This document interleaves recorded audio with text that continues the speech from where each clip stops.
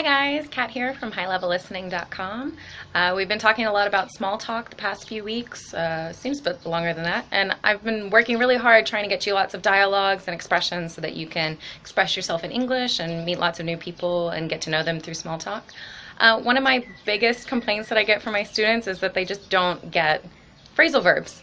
Phrasal verbs are scary. They seem too casual for some English teachers, but I think they are an important part of daily life. And to be honest, as an advanced English learner, your vocabulary is probably a lot better than the average English speaker. So I would highly recommend learning lots of phrasal verbs as often as you can. I put together a video today. It's going to be all on the topic of work. So if you work in an English-speaking country, or if you have coworkers who speak English, it would be great to practice them at work. I probably have about 25 total, and I hope that you really like them. I put them together in a slideshow, and I'm going to be making some worksheets for you guys to work on just right after, so please enjoy. Okay, so today we're going to be talking about 20 phrasal verbs that you can use and will probably hear at work or in the office. Now, I'm speaking from an American perspective and with an American accent, and since language rules are usually meant to be broken while speaking, you'll hear me explain all of these in naturally spoken, open, and generally friendly English. We'll also talk about a few common expressions you can use when you're talking about work while hanging out with friends or meeting new people outside of work. One question I get a lot is, are phrasal verbs too informal for the workplace? That's a great question, and the simplest way I can answer that is no, they aren't too informal. Unlike a lot of cultures where the workplace atmosphere is very strict and formal, the American workplace tends to be a place where people want to get to know each other before getting down to business. Small talk is huge in the office, and the stereotypes of standing around the water cooler or sitting in the break room chatting are all pretty accurate. Most people talk to each other on a first-name basis, and that's part of the bigger picture, which is that informality is generally equated with friendliness. If your language, whether it's your body language or your vocabulary, is too formal, we might perceive you as a bit stuffy, and that doesn't really make people want to get to know you. So, along with understanding the formal vocabulary, you should definitely be able to understand and use lots of different phrasal verbs that get thrown around the office all the time. And so I'm giving you 20 phrasal verbs to practice today. However, 20 is about the perfect way to learn 3 to 4 a day, so you can practice and review them for the entire week. I really hate long lists, but for the sake of efficiency, I'm going to go through them all in this video, and you can split them up and use the worksheets on the site to learn at your own pace. Okay, so let's get a look at that list. I figure I'd start by introducing yourself. Yeah, of course, I'm Kat. Nice to meet you. Obviously works 100% of the time. However, this is easy to use when people introduce your full name. Like me, my full name is Katerina, and I usually go by my nickname, Kat. So you could say something like, hey, good morning. She introduced me as Katerina, but I usually go by Kat. Hi there, do you go by Kate? Oh, it's Kat, actually. Of course, all of these introductions will involve a firm handshake, and you can use this to sound really friendly by going by your nickname. All right, our second one is going to be work on. This one's pretty straightforward. Ideally, if you're doing any sort of work at the office, you're working on something. You could say something like, oh, what have you been working on lately? To answer this question, you can get a little more specific. I've been developing a new plan for my boss. I'm organizing reports for next month. Or just keep it general. I started working on this new project this week. If you need help with something, hey, I really need you to work on something for me, head over to my office whenever you're done. Go over and look over are pretty similar. I think if someone said, hey, let's get together and go over the details, I would assume that there would be lots of things to do. We might be looking at documents to review, emails to check, paperwork to file, maybe topics to discuss out loud, and we'd probably be doing these things together. The slight difference would be that if someone said, look over this document for me before the meeting, I'd probably just need to physically look at the paper or document to check it. And if we did discuss it, we'd probably do it after I've had a chance to look it over. Looking into something usually involves finding more information or even investigating a problem. In the past, I've looked into new markets for my boss, and he simply wanted a big report with all my findings. So that was more research and finding more information. This is also the kind of phrase you can fall back on as well when there's a problem. You don't have to specifically say what you're doing or how you're doing it, but if there's a problem, you can simply say, I'm looking into it. Don't worry, I'm having my team look into it. Or sometimes my boss just said, I'll look into it. If and when you hear someone say this, you'll just have to assume that they're working on a solution. Okay, so we've got two more here, hand in and hand over. Now, they both have the word hand in it, so I just went ahead and put them together. However, they are similar, definitely. Handing something in simply means submitting something or giving it to another person. If you're supposed to hand something in to Louise by the end of the day Friday, Louise should have your paperwork in her own hands on Friday. Handed over does have a slightly different meaning, and I would think of it as giving control to another person or a group. If this happened outside of work and someone said hand it over, I would assume that I wouldn't be getting that thing back. So handing something over to marketing maybe means that my work is completed and marketing will now be in control of the rest of the process. These next two slides are probably the most confusing for my students, and they can also be confusing for native speakers. It's probably because regionally we can use different words, and in general describing time with anything other than forward or backwards can get a little confusing. I'll try my best to explain it in the simplest way possible. So if you put something off, you're delaying or you're postponing doing it. Major procrastinators might put something off till the last minute, which means that if it's due on Friday, they might not start working on it until Friday afternoon, which is considered the last minute. Now, you can put off having a meeting, but using this phrasal verb makes me feel like you're doing it because you're lazy or you simply don't want to. I think we should put the meeting off until next week. Susan's not here, no one seems to have their paperwork ready, and I'm leaving early today. So that kind of has a bit of a different connotation. We do have a similar phrase that you can use instead that sounds more in control and a little more formal. We've got to push the meeting back to Tuesday. Boss is pushing the deadline back to Friday. So now we've got extra time to work on our project, and this phrasal verb sort of shows that you're more in control of the situation. All right, so this slide will be the opposite of the last two. Both of these are phrasals that mean the exact same thing. Let's start with bring forward. I don't focus too much on the word forward because I think it'll kind of mess you up, but think more about the word bring, as if someone is bringing something closer to you or to an earlier time.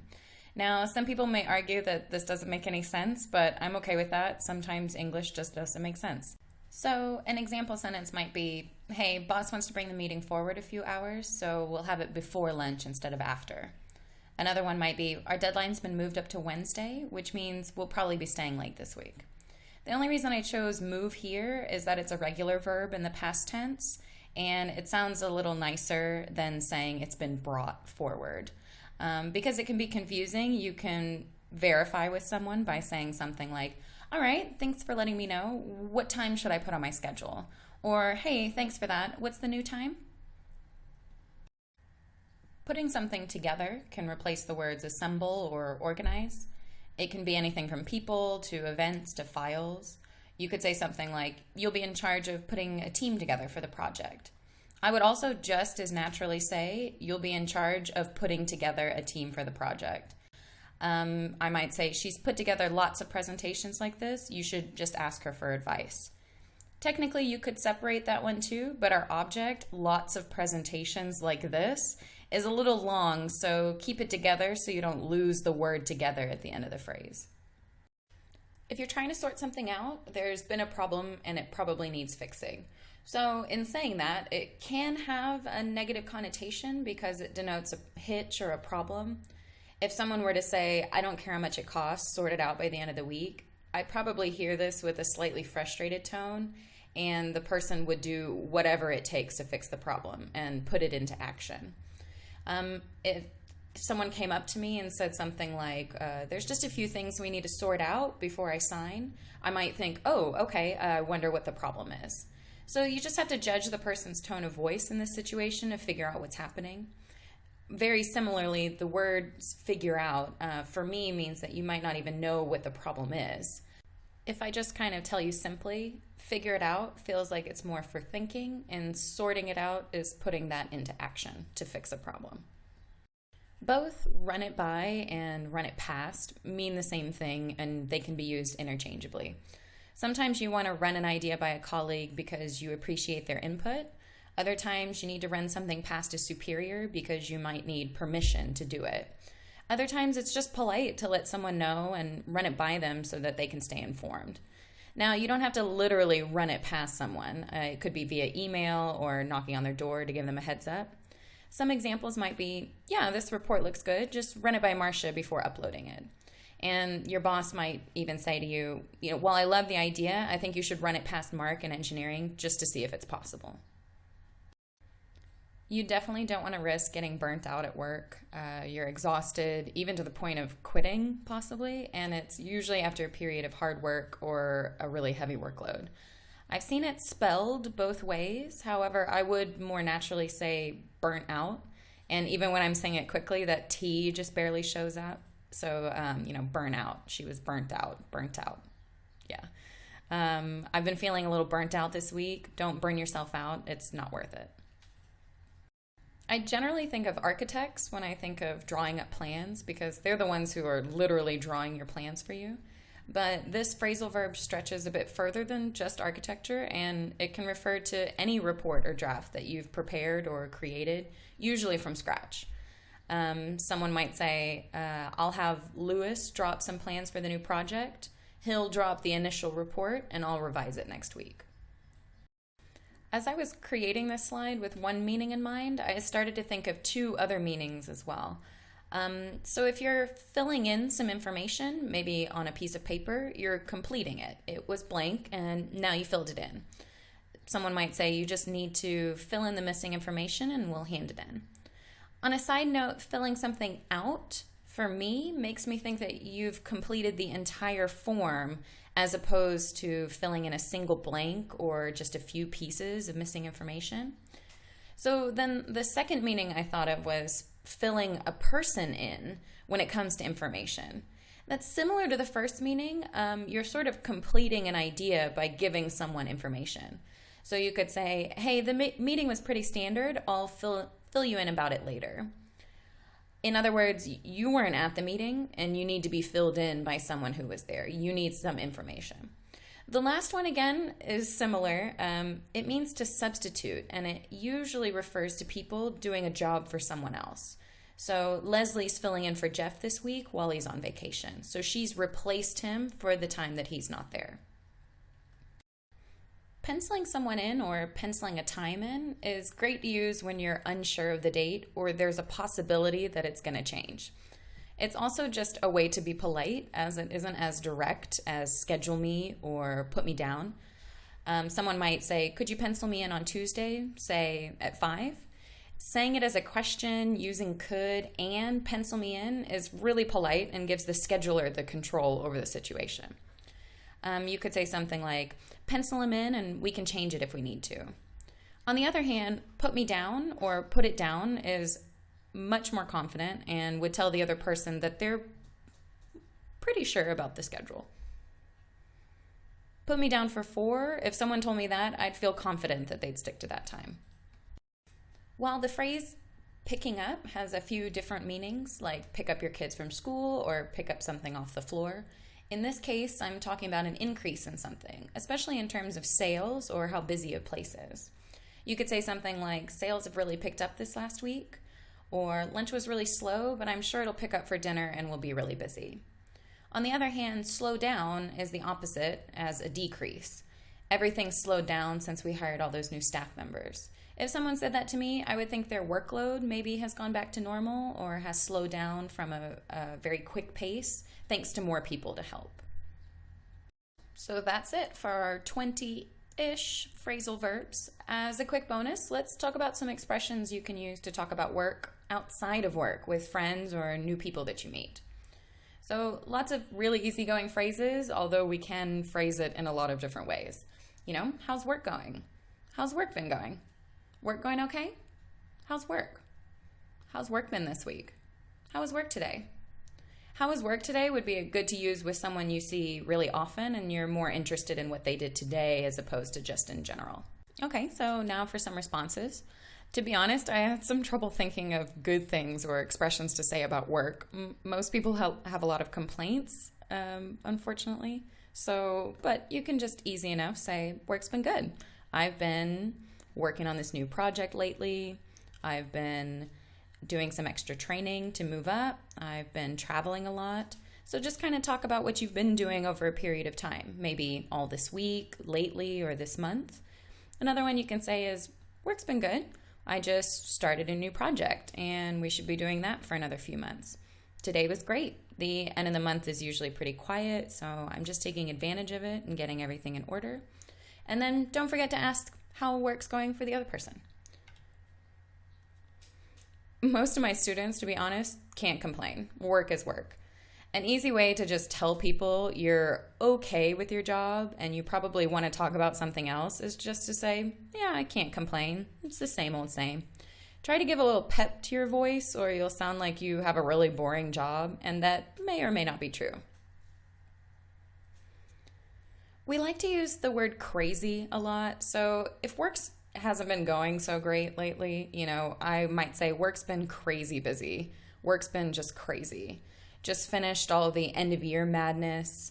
People will definitely commiserate with you, as there's always someone out there who doesn't like their job, but don't talk about it too much, as it can be a real downer to a conversation. You could say something like, just finished up all of the end of year madness just in time too. I've been feeling really run down this week. Yeah, so kind of end it with, on a positive note, possibly. Other things you could say might be hectic, but I'm getting through it. A little burnout this week, but busy season's almost over. Work's been crazy. I've got a really heavy workload. I'm just trying to get through it.